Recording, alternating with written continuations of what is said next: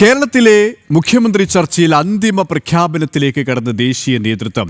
കോൺഗ്രസ് അധ്യക്ഷൻ മല്ലികാർജ്ജുൻ ഖാർഗെയുമായി രാഹുൽ സംസാരിച്ചു. കൂടാതെ പ്രിയങ്കയോടും രാഹുൽ അഭിപ്രായം തേടി. സഖ്യകക്ഷി നേതാക്കളുമായും രാഹുൽ വീണ്ടും ഫോണിൽ സംസാരിക്കാനാണ് സാധ്യത. വിശാല കൂടിയാലോചനയ്ക്ക് ശേഷം തീരുമാനം എന്ന നിലപാടിലേക്ക് രാഹുൽ മാറിയെന്നാണ് റിപ്പോർട്ട്.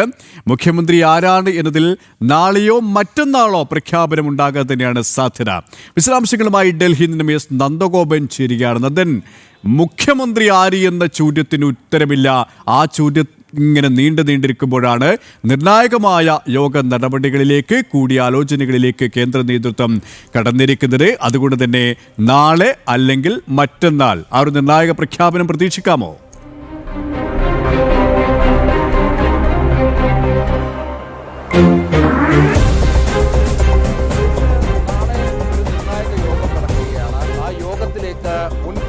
അധ്യക്ഷന്മാരെ ക്ഷണിച്ചിട്ടുണ്ട്. സുധാകരൻ അടക്കമുള്ളവർ, മുരളീധരനും സുധാകരനും അടക്കമുള്ളവർ ഈ യോഗത്തിൻ്റെ ഭാഗമാകും. ആ യോഗത്തിൽ ഇതുമായി ബന്ധപ്പെട്ട് വിശദമായ ചർച്ച നടത്തും എന്നുള്ളതാണ് അറിയാൻ കഴിയുന്നത്.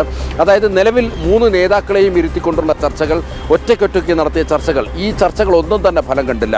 3 നേതാക്കന്മാരും തങ്ങളുടെ ഭാഗം ഉയർത്തിപ്പിടിച്ച് തന്നെ നിൽക്കുകയാണ്. അതായത് വിട്ടുവീഴ്ചയ്ക്കില്ല എന്നുള്ളതാണ് കെ.സി. വേണുഗോപാലും വി.ഡി. സതീശനും രമേശ് ചെന്നിത്തലയും വ്യക്തമാക്കുന്നത്.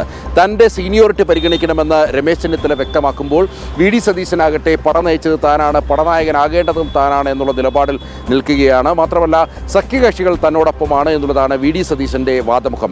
കെ.സി. വേണുഗോപാലാകട്ടെ ഓർഗനൈസിംഗ് സെക്രട്ടറി എന്നുള്ള നിലയിൽ തൻ്റെ ആ പാടവം തെളിയിക്കുവാനുള്ള അവസരം വേണമെന്നുള്ളതാണ് കെ.സി. വേണുഗോപാൽ മുന്നോട്ട് വെക്കുന്ന ആശയം.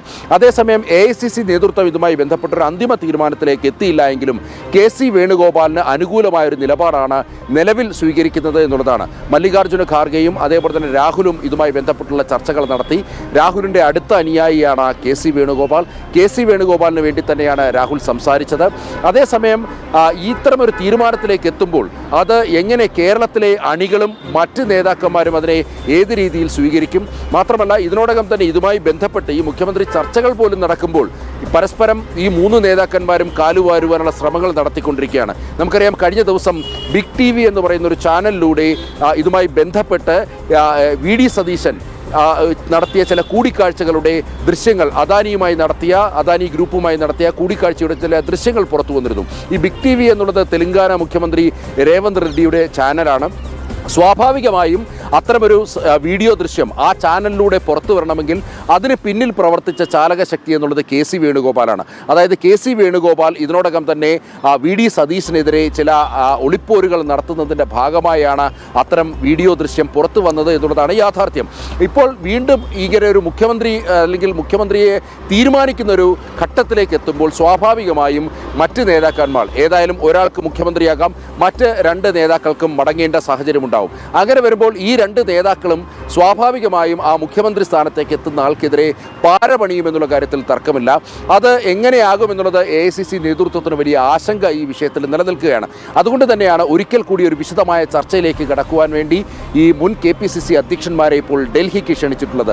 നാളെ ഡൽഹിയിൽ ഈ മുൻ KPCC അധ്യക്ഷന്മാർ എടുക്കുന്ന അല്ലെങ്കിൽ ആ യോഗത്തിൽ അവർ പറയുന്ന ഒരു നിലപാട്, അവർ സ്വീകരിക്കുന്ന അവരുടെ വാക്കുകൾക്ക് വില നൽകിക്കൊണ്ടായിരിക്കണം ഒരുപക്ഷെ AICC നേതൃത്വം ഒരു അന്തിമ തീരുമാനത്തിലേക്ക് എത്തുക.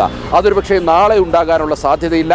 ഈ നാളത്തെ യോഗത്തിന് ശേഷം മറ്റന്നാളോടുകൂടി ഇതുമായി ബന്ധപ്പെട്ടുള്ള ഒരു പ്രഖ്യാപനം ഉണ്ടാകുമെന്നുള്ളതാണ്. 23 വരെ സമയമുണ്ട്.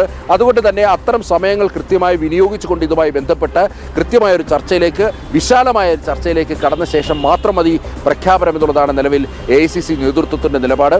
അതേസമയം ഇതിനോടകം തന്നെ രാഹുൽ ഫോണിൽ സഖ്യകക്ഷി നേതാക്കളുമായി സംസാരിച്ചു. ആദ്യഘട്ടത്തിൽ വി.ഡി. സതീശനെ മാത്രം അനുകൂലിച്ചിരുന്ന ലീഗ് അടക്കമുള്ള സഖ്യകക്ഷികൾ പിന്നീട് AICC നേതൃത്വം എടുക്കുന്ന നിലപാടിനോട് തങ്ങൾ യോജിച്ച് നിന്നുകൊള്ളാം എന്നുള്ള ഒരു അഭിപ്രായമാണ് രാഹുലിനോട് വ്യക്തമാക്കിയിരിക്കുന്നത്.